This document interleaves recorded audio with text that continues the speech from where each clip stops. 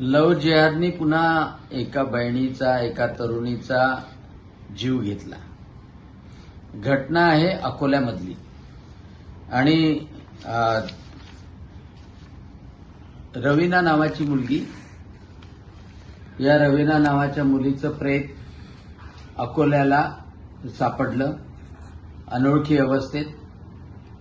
तिचा चेहरा जळलेला होता, छातीचा भाग जळलेला होता आणि पूर्ण ती विवस्त्र अवस्थेत सापडली।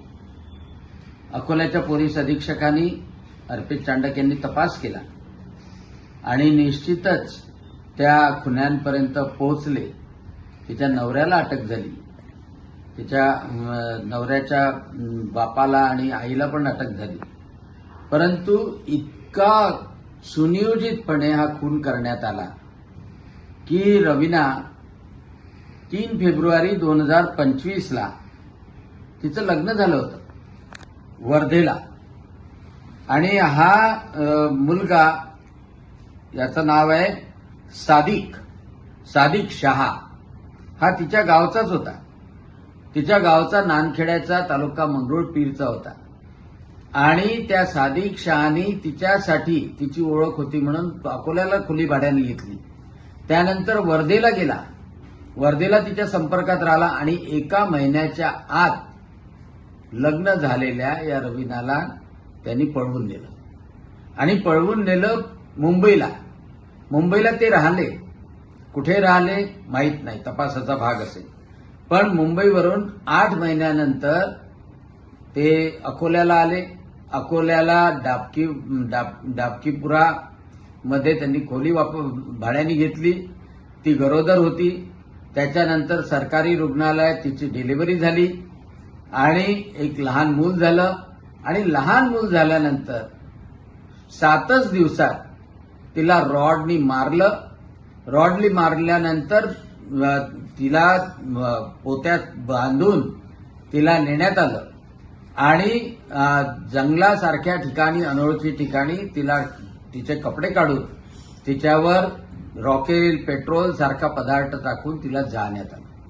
पोस्टमॉर्टमचा रिपोर्टही सांगतोय की हेड इंजुरी, पोस्टमॉर्टमचा रिपोर्ट सांगतोय head injury in case of postmortem burn unnatural, म्हणजे मेल्यानंतर तिला झालं। परंतु हा एकटाच जबाबदार आहे का? पोलिसांना माझी विनंती आहे की तुम्ही फक्त एकट्या आरोपीला अटक केलेली आहे।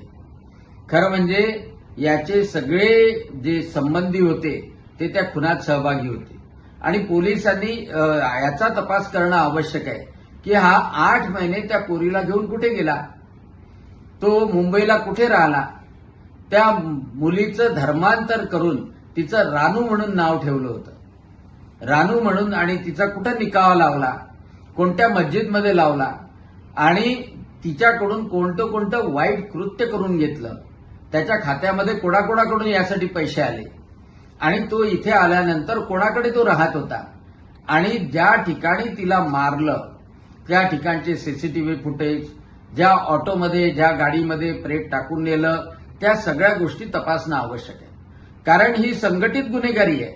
या मुलीला तिच्या नवऱ्यापासून दूर करण्यापासून तर तिचा जीव घेण्यापर्यंत पूर्ण संघटित गुन्हेगारी आहे। आज त्याला अटक केलेली आहे आणि तीही विमुक्त आणि भटक्या जाती जमातीची मुलगी आहे। म्हणजे खरं तर या जमातीवर अत्याचार केलेला आहे, अॅट्रॉसिटी झालेली आहे। तर या सगळ्या गोष्टी जर केल्या, या सगळ्या गोष्टी गुन्ह्यामध्ये नोंदवल्या तर तो सुटणार नाही। आणि दुसरी महत्वाची गोष्ट की तो अनधिकृत जागेत, त्याच्या गावात सुद्धा अनधिकृत जागेत राहत होता। पाडलं पाहिजे अशा नालायकांचं घर, आणि त्या गावामध्ये, नानखेड्यामध्ये त्याच्या कुटुंबाची दहशत आहे आणि म्हणून नानखेडा, तालुका मंगरुळपीर, जिल्हा वाशिम इथे पण इथल्या पोलिसांनी, इथल्या प्रशासनाने ऍक्टिव्ह होऊन त्याचं घर सुद्धा बुलडोझरनं पाडलं पाहिजे। आणि ह्या अशा रोजच्या घटना घडतात आहे। दुर्दैवाने पोलिसांनी तपास केला, त्याबद्दल पोलिसांचे मी धन्यवाद व्यक्त करतो की अनोळखी पोरगी होती, परंतु त्यांनी शोधून काढलं आणि त्या गुन्हेगाराला अटक केली। परंतु नातेवाईकांनी सुद्धा ती फरार झाल्यानंतर बदनामी होऊ नये म्हणून पोलिसमध्ये रिपोर्ट दिला नव्हता आणि त्यामुळे त्या 8 महिन्यात तिला काय भोगावं लागलं असेल, त्या 10 महिन्यात तिला काय भोगावं लागलं असेल, काय सहन करावं लागलं असेल, कोणत्या मरण यातना सहन करावं लागले असतील, कोणते वाईट कामं करायला तिला त्या सादिक शहाने लावले असेल, याचा संपूर्ण उलगडा होणं आवश्यक आहे. आणि म्हणून ही केस फास्ट ट्रॅक कोर्टामध्ये चालली पाहिजे.